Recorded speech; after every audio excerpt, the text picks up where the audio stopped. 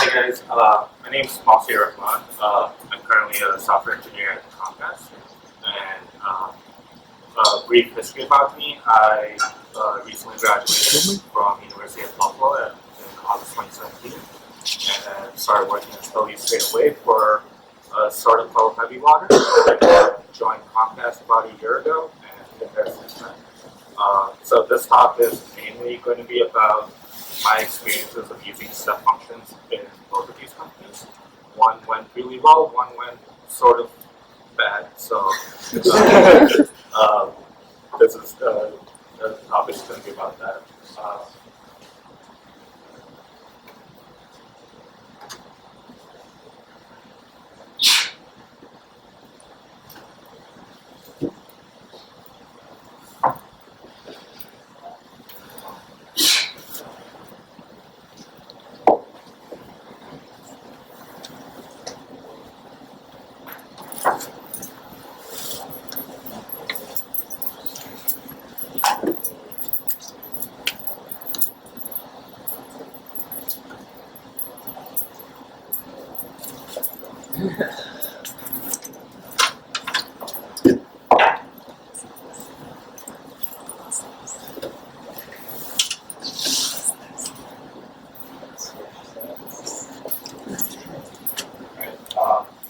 And yes, this is a quote from this piece.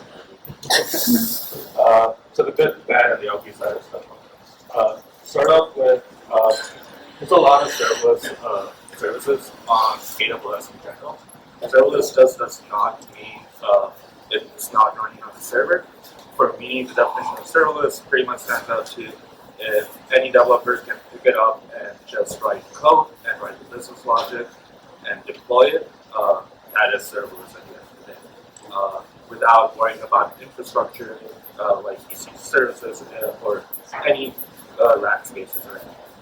So AWS has a few of these. Their most common ones are compute technologies like Lambda, Lambda Edge, and Fargate. And then for databases, they have DynamoDB or serverless. For API proxies, they have API Gateway. For messaging services, they have SNS and SQS. For analytics, they have Kinesis. And for orchestration, which is what I'm going to be talking about today, is step functions. So what is a step function in general? So a step function is just a simple way of orchestrating your lambdas and a simple workflow. You get to define the workflow as you want it. It's made up of a series of steps, and you are able to pass the output of one step. You're able to pass the output of one step into the next as an input, and so on. One of the main advantages is it allows you to build and update apps really quickly. So you can have a Lambda which is completely stateless and which, let's say, does feature A, and you want to try feature B, or you want to replace feature A with feature B. You can just do this with a plug-and-play system. It translates in your workflow in state diagrams like this on the console, so you're able to see exactly where it's failing, what step needs work on. You can fix your problems easily, and you're always able to monitor these easily. So I'm just going to show you guys in a quick example of what it looks like to write a step function.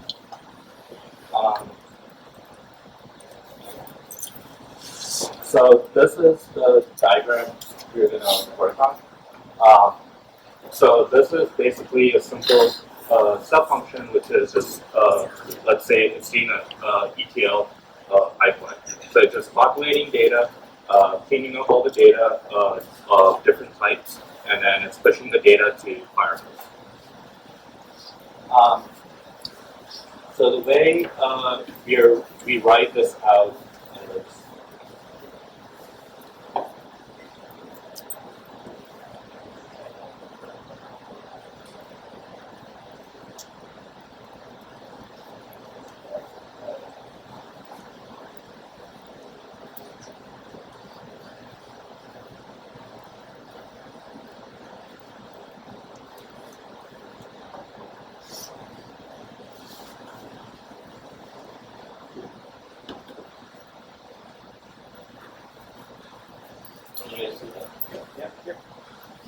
So it's pretty simple. So uh,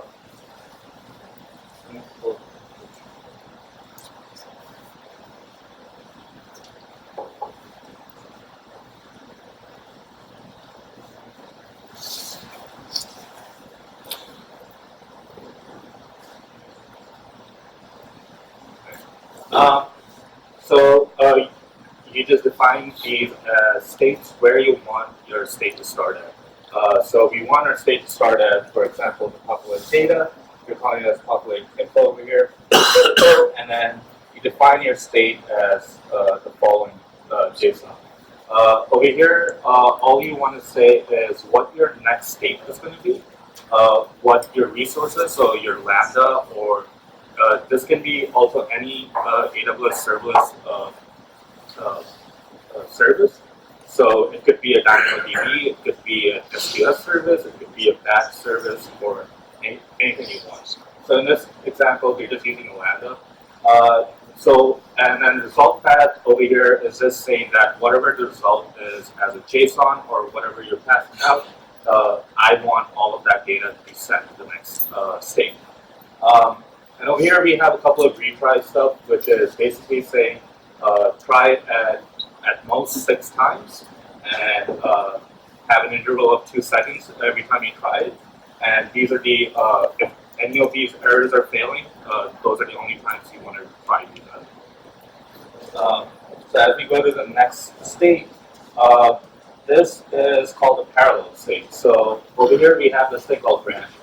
And branches is just basically an array of all your states. And over here, it's the same information. We have where the state starts at, what state it is, and the advantages of having a parallel state like this is you can define what the input path is. And over here, I'm saying that the input path is dot data type underscore 4. And what this basically means is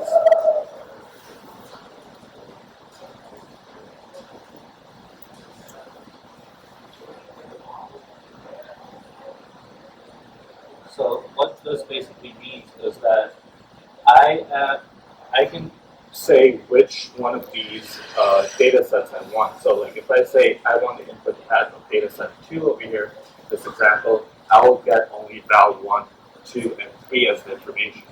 If I want, A, B, C as the information. And if I wanted dot data set 1, I would get that as information. So this can be really useful in having your states, as stateless.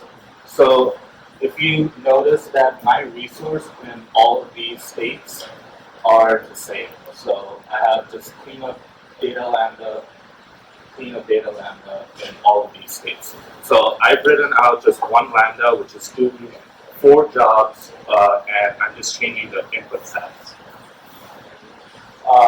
And the rest is pretty much the same. And at the end of it, we just say what the next type of state is, which can be push data. And finally, we just have a push data, which takes in the input. Over here, I'm saying that the input is going to be all of it. So in a parallel state, it aggregates all your data. So you have data type 1, 2, 3, and 4 all as a JSON, and that's the only one it's going to be pushing to. Obviously, if we wanted to modify this and just say, I just want to push data type 4, we could just change the input path and it would only push data type 4, although it's doing the other, it's still completing the other branches. And then finally, we just end it to end the step function, we just set it as end as true.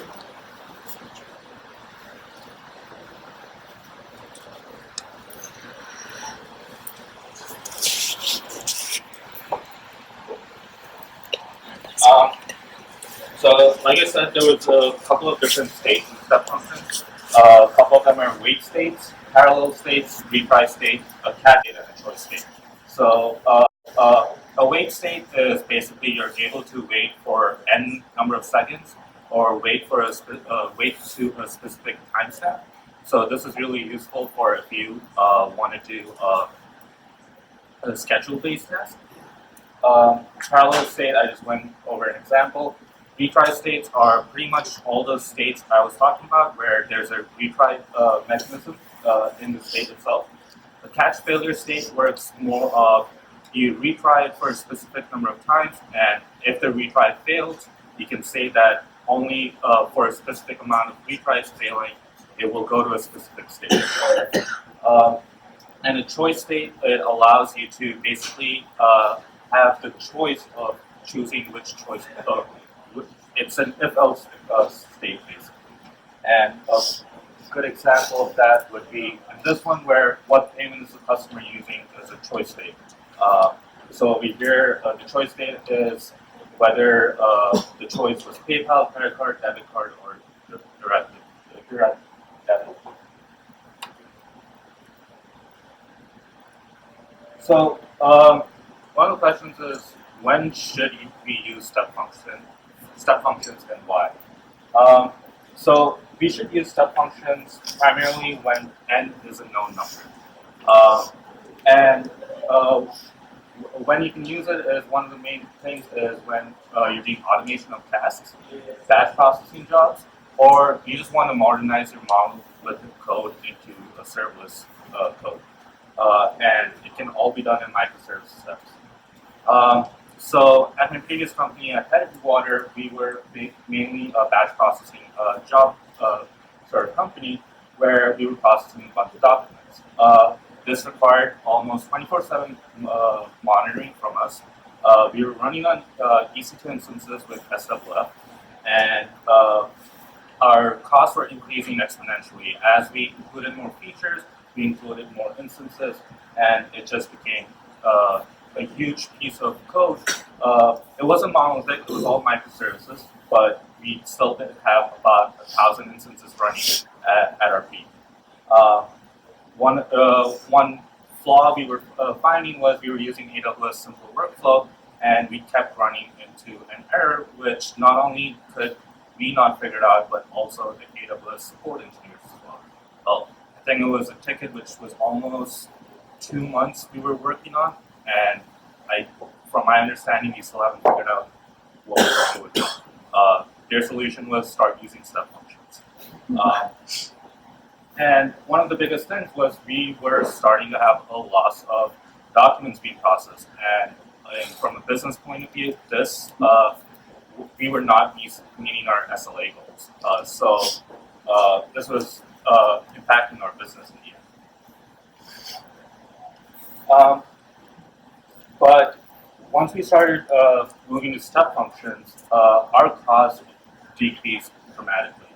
From 10,000 at June, we went up to 30,000 by end of August, early September, and that's when we decided to start using step functions in serverless. And by the end of December, by mid-December, I would say our cost was approximately $4,000, and our estimated cost for January was being projected to be less than $3.5K. So the impacts of using step functions, but not only using them, but also the benefits of serverless in general. At least in AWS, I'm not sure what the costs are on Azure and Google. Our costs went down by 70%. The conversion of our existing architecture, which was mostly in microservice, it was easy for us to start moving into step functions with minimal code changes to our code base. Despite being a small team, about 3 of us were involved in doing the conversion. The remaining 4 were still doing feature additions to it, and they were just adding stuff. Yeah. What was the bulk of the spend when you guys were at the peak? 30,000 on, I think about 15 to 16,000 was on the EC2 instances, and then the rest of it was S3 data and some other stuff, network stuff. So you guys, that was just because you guys vision weren't scaling up and down? Or? We were scaling up and down. We were using T2 instances at a point. We did move to M4 instances later on, but even with that, because we were running 24/7, it was we were getting the cost of running it 24/7. So because it's even though did you look at using like spot instances? Sorry? Did you think about using spot instances to bring that price down? The thing was, we needed the instances up and running all the time. Like we were processing documents every hour. There was because we were using sub functions.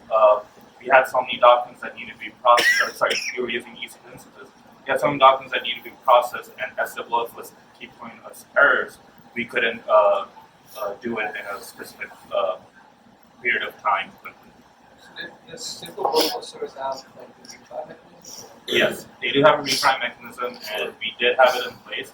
Even with that, there were some which just went to complete failure, where we had to actually recover the document and then recover the document from S3 and then rerun the process all over again.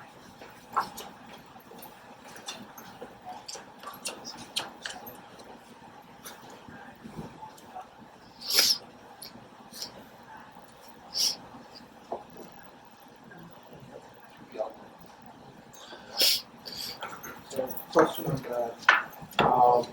Were you doing long-term storage on S3, or is it just use of S3 as you move documents through the system? S3 was our system layer, and it was also long-term storage because it was a fintech company, so it was mostly like financial data which needed to be stored for mostly our machine learning algorithms.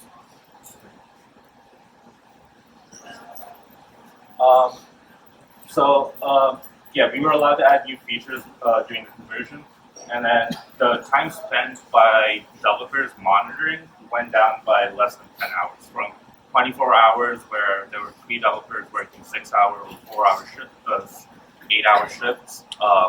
We went down to just 2 developers monitoring it occasionally. I believe, from my understanding, as I was leaving, we did automate the whole thing where we would just get emails if something failed, and we would just rerun them. And then the other thing was we were able to maintain stateless code base, and the advantages of this was in our step functions we had numerous lambdas which we just kept reusing in other workflows, in other step functions. We didn't have to rewrite our code base all the time. The only thing that needed to change was our step function, which was what the input was going to be and what the output was going to be. So why not to use step functions? And this, I came to a problem when I tried to bring it in Comcast. And I would say when n is unknown or large, and that is somewhere where you probably shouldn't try and use step functions. And the main reason being is step functions charges you for per state transition plus the cost of lambda. So, and I believe this is the cost of each state transition, which is 0.025 cents per 1,000 transactions. So in this example, we have 8 state transitions, which includes the start and the end, and all of the other states over there.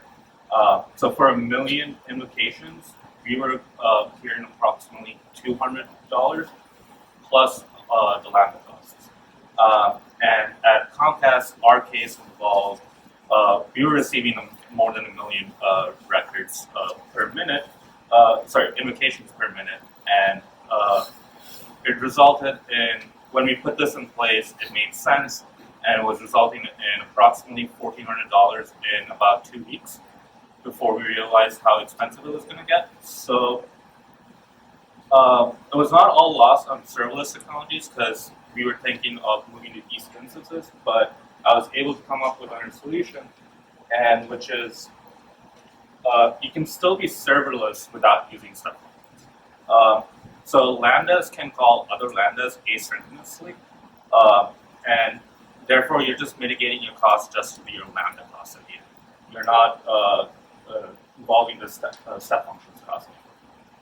When we did this conversion, we got a bill for $500 for 1 month for lambdas, and compared to the $1,400 we got in just 2 weeks for step functions. But you do give up a few things. You give up the visualization of your workflow in the process, so you're not able to see where exactly it is failing unless you dive deep into your CloudWatch logs. And your lambdas become stateful. You are pretty much saying what the next lambda needs to be triggered inside your lambda. So if something does need to be changed, let's say you want to add a new feature, you would have to go change the code in for lambda A to point to feature B. So it would require a lot more code changes, which does bring in its own problems. You would have to go through code reviews and everything just to make sure everything was working. So that's one of the reasons why we stopped using step functions. But we still maintain serverless, and we're still cutting down the costs instead of using an EC2 instance. That's pretty much it. So if anyone has any questions. Yeah, for your step function, the JSON file that you have, Mhm. right? Can you tell me a little bit about your CI/CD pipeline around that? Did you guys just manually? So we just use Terraform to build out the step function. And the way we wrote our Terraform was if we wanted to add a new state, it was a modularized lambda, and we would append the JSON to have a new state. So we would append the JSON like that. So, the answer is because the Serverless framework has a step function plugin. So if anybody's using Serverless framework, you can specify your step functions, and then like for us, we use Serverless already in our CI/CD, so we didn't need to make any changes to our continuous deployment process to have the Serverless framework. You considered using something like SNS or SQS to do the plumbing between the functions? Or is there enough logic to decide what the next function is at the input? This is a very small case scenario where we knew it was just a one-time thing. We knew there was going to be no more features being added. So we just knew what the next lambda was going to be. That's why we went with that. And I know SNS and SQS. I know SQS has cost, but SNS doesn't. It does. So I don't think we researched into it too much, just because our cost for sub functions is increasing. This is a quick fix we could do. But I think I'll bring that up to my team and see if we can look into if it's cheaper. If you go back 2 slides, you said, you said there were 8 steps in this function, right, in the serverless. So after step 2, it's going to decide on one of the 4, isn't it, before? No, so this is a parallel state.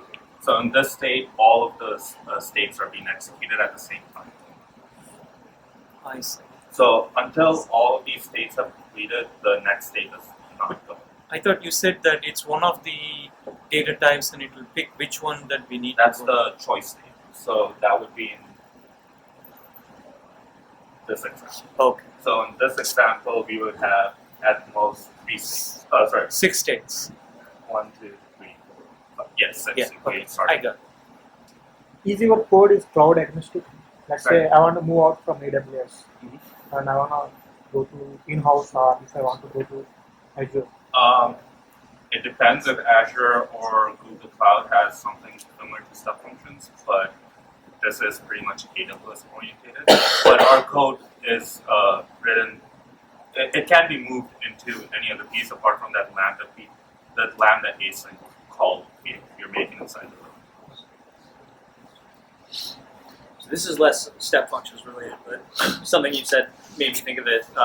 You said you were reusing lambdas in other contexts in addition to step functions or in different workflows. One of the things that I've always found very tricky there is making sure that your inbound and outbound contracts are the same in all of your contexts. How did you guys manage that, or was it kind of just simple enough where the input and the output wasn't as important as, say, saving it to a specific S3 location? Or You mean like persisting our data as it was moving through from lambda to lambda? sure, yeah. We didn't need to persist the data Okay. that much. The data, If it failed, it would just retry it and do it again. But our main data was coming from DynamoDB. So Okay.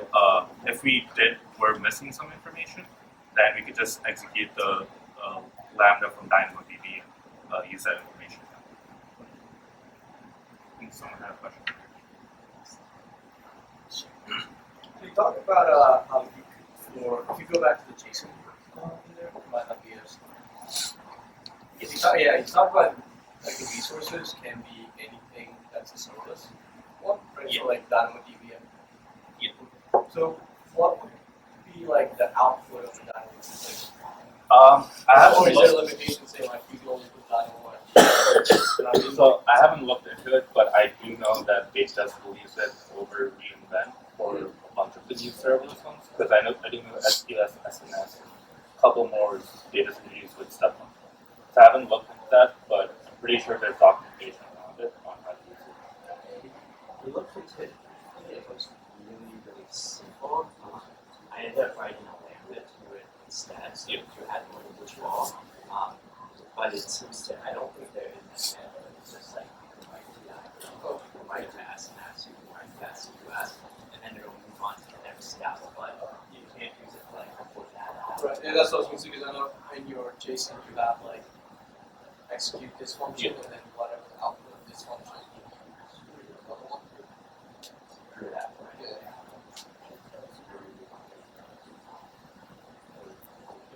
Yeah. Do you know if there's any way to limit the parallelization of a step function in terms of like how many workflows are happening simultaneously for reasons of like affecting downstream services or something like that like avoid throttling? So it depends on how you write your stuff. You basically define the workflow at the end of the day. You could say that after, if it's definitely going to fail this service at this point, just skip everything, persisted somewhere. And So go. I think his question is like if you have multiple like startups, right? How do you Oh. Yeah. So in your step function console, you'll see that each execution is its own task ID.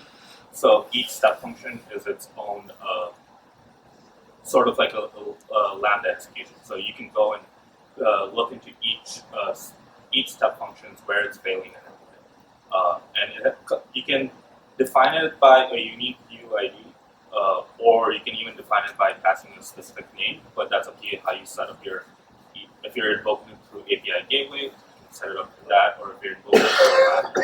So can you limit the concurrency though? Like for example, in a Lambda you can say concurrency of 5, right? And Right. no more than 5 Lambdas can run. Yeah. That I believe so. I haven't looked into it, but I think if you're using API gateway, you should be able to rethrottle it. I'm not sure about